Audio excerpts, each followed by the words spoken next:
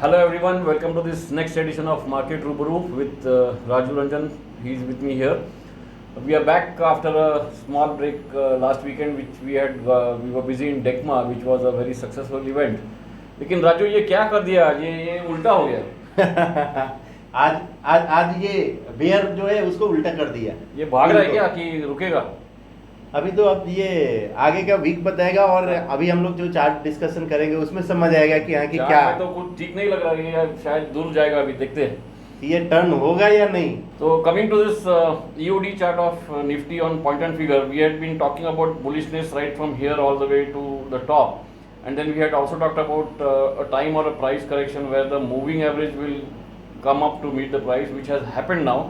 And most importantly, we have got a double bottom sell below the moving average, which is a bearish setup now.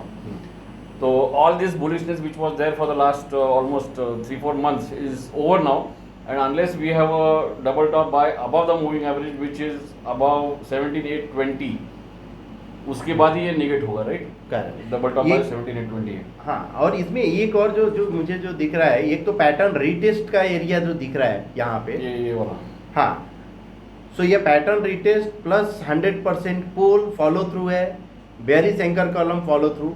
एक और जो मेरा observation जो समझ आ रहा है, अगर RSI अगर आप प्लॉट करेंगे तो डाइवर्जेंस दिखेगा इसका, ये दोनों का. एक जो डाइवर्जेंस जो देखते हैं, हाँ. यस डाइवर्जेंस है वहाँ पे.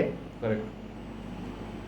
सो हाँ, सो निगेटिव डाइवर्जेंस भी है प्राइस का.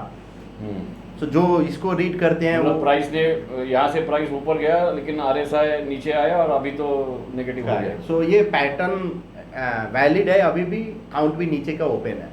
सो लेट्स, यहाँ पे क्या काउंट आएगा? यहाँ से यहीं से काउंट आएगा. सो स्मॉल एक काउंट आप ले सकते हैं कंजर्वेटिव 17,036. तो इंट्राडे जो आवरली चार्ट है वो अगर देखेंगे तो we have bearish pattern no doubt, but if you look at a broad view ये अभी भी साइडवेज लग रहा है from this chart. In fact this ये जो लो है, this is a low near 17,250 के आसपास ऑन निफ्टी फ्यूचर्स, एंड यहाँ पे there is one more low near 17,178. So 170 से 250 तक लो है दो. If that is held, we might see a bounce, but that might be just a temporary bounce because EOD structure is now bearish. Exactly. So maybe if 170 to 250 holds next week, we can see a bounce. But now you have to play for short on rise, correct? Similar setup is in Bank Nifty. In fact, I have been tweeting about the ratio charts since last couple of days, where right 2 days back Bank Nifty started underperforming Nifty the first time 2 days back, and now it has gone much lower. In fact, I don't know, I don't even remember when was the last time Bank Nifty fell by more than 1,000 points in a day. One thing which I have been talking about is VIX above 20. So today it has closed above 20. In fact, this is an intraday chart. EOD chart देखेंगे तो यहाँ पे तो अच्छा breakout दिख रहा है VIX में. सो फाइनली ये 20 के ऊपर दिख रहा है, ये जो आपका काफी दिन से ब्रेकआउट भी है. और इसमें ये जो चार्ट था जो मैं बार बार दिखा रहा था अबाउट 20 चाहिए, तो वो अबाउट 20 हो गया है. तो now we have to see कि what happens to this VIX, whether it keep going higher और from this top somewhere which is near 25-26 it comes down again. Of course nothing is sure in the market, so we have to take it one day at a time. तो coming to the intraday structure of Nifty, so यहाँ पे if you see it has been giving whipsaws, and typically there are whipsaws always present in the market near the tops and bottoms. So it was a good uptrend over here, then there's a downtrend which was clearly visible over here, then again a pullback, and then again a downtrend which started here, and now it is firmly in a downtrend. So now the stop loss for this short is about 11,470, 480 on the futures, sorry, on the spot level. So as long as it is not closing above 1140, 480, even on an intraday basis, it is still a short. Okay. So 11,480 spot remains the level below which one should look for short on rise. तो आज आप कौन से chart type की बात करेंगे? Let's see something else, something new from Raju. So we are through with the general view of the market, but now let's talk about some Renko charts. सो ये रेनको chart हम लोग इसलिए बिकॉज क्या है कि हम लोग इसमें बहुत सारे जो चार्ट पे बात करेंगे और व्यूअर्स का जो आया है कि हाँ कि आप थोड़ा रेनको पे भी बात करो। सो इस बार रेनको पे बात कर रहे हैं और अभी इसका कंस्ट्रक्शन जो आपको वाइट ब्रिक जो दिख रहा है, जब प्राइस अगर ऊपर जा रहा है यानी प्राइस इज गोइंग अप, सो हम लोग एक वाइट ब्रिक फॉर्म करते हैं। When price is going down so red brick form होता है। अभी ब्रिक का भी एक साइज होता है, जैसे आप पीएनएफ अगर आप देखते हो तो पीएनएफ में भी बॉक्स का साइज होता है, वैसे ब्रिक का साइज। सो एवरी ब्रिक का जो प्राइस है, एक प्राइस मूवमेंट हम लोग now in this case it is based on percentage, which is TradePoint arguably is the only software in the world which can plot Renko charts on a log brick scale. Correct. So अगर हम थोड़ा इसका brick size अगर बढ़ा देते हैं, ये यानी 1% कर देते हैं, सो इसका मतलब क्या हुआ कि एवरी ब्रिक का जो साइज है ये 1% का है So from current market. when it is a red brick, that means it has come down by 1% based on the previous brick. Correct. सो ये 1% का है। सो एवरी ब्रिक 1% अप गया है, उसके बाद ये डाउन है। सो हर एक ब्रिक में अगर आप देखेंगे एक लो होता है और एक हाई होता है हर एक ब्रिक में। सो प्रीवियस ब्रिक का जो हाई रहेगा, करंट ब्रिक का वो लो रहेगा। Correct. ठीक है, और ये डायगोनल प्लॉट होता है, बस ये इसलिए दिखने में पॉइंट एंड फिगर से थोड़ा सा अच्छा दिखता है। Correct, because point and figure जो प्लॉट होता है वर्टिकल प्लॉट होता है और ये Many times diagonal। there is no movement on a point and figure chart, but Renko chart keeps on plotting diagonally, so it is pleasing to look at. Lot of people say that point and figure chart is boring to look at. हाँ, so सबका एक अपना ये है But market में boring ही अच्छा है। सो अब ये हुआ कंस्ट्रक्शन पार्ट। अब इसमें अगर हम देखें कि ट्रेड कैसे अगर करें, तो 0.15% अगर हम चेंज कर दें निफ्टी का ही, सो ये जो चार्ट अगर आप देखें 0.15% हम करें, लेकिन ये डेली पे है। डेली पे है। करेक्ट। अब इसमें आज जो हम डिस्कस करेंगे जो बेसिक एकदम पैटर्न जो होता है, सो यहाँ पे अगर हम देखें जो ये हुआ एक स्विंग हाई। करेक्ट। जब भी अगर प्राइस इसके ऊपर अगर जाएगा तो हम क्या बोलेंगे कि स्विंग ब्रेकआउट। करेक्ट, बिकॉज यहाँ ये मैक्सिमम हाई है और वहीं से प्राइस नीचे आया है, तो स्विंग हाई स्विंग लो, मतलब ये ऐसा मार्क कर सकते हैं इसको यहाँ पे ऐसा। हाँ, सो ये स्विंग हाई हुआ, इसके ऊपर अगर जाता तो स्विंग ब्रेकआउट हुआ। वैसे ही सो करंट अगर स्विंग अगर इसका अगर हम देखें तो ये वाला था, उसके ऊपर जैसे ही एक ब्रिक फॉर्म हुआ तो इसको स्विंग ब्रेकआउट होते हैं। For that one red brick is required. Correct, नहीं, सो स्विंग ब्रेकआउट के लिए not necessary one brick, possible कि ये मल्टीपल ब्रिक भी हो, मोर देन वन। या करेक्ट। सो ये bullish swing breakout at least one. Okay, exact, at least one होगा। और बेयरिश स्विंग ब्रेकआउट जस्ट इसके अपोजिट, ये अभी आज जो हुआ है वो। हाँ, सो ये अगर इसका अगर हम देखें तो ये बेयरिश स्विंग ब्रेकआउट हुआ इधर से।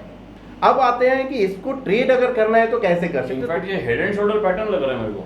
हाँ, सो इसमें थोड़ा आपको सपोर्ट, रेनको में सपोर्ट और रेजिस्टेंस क्लियर विजिबल भी दिखता है, बिकॉज एक ही जगह पे वो सपोर्ट और ये ले लेता है बिकॉज ऑफ डायगोनल प्लॉटिंग।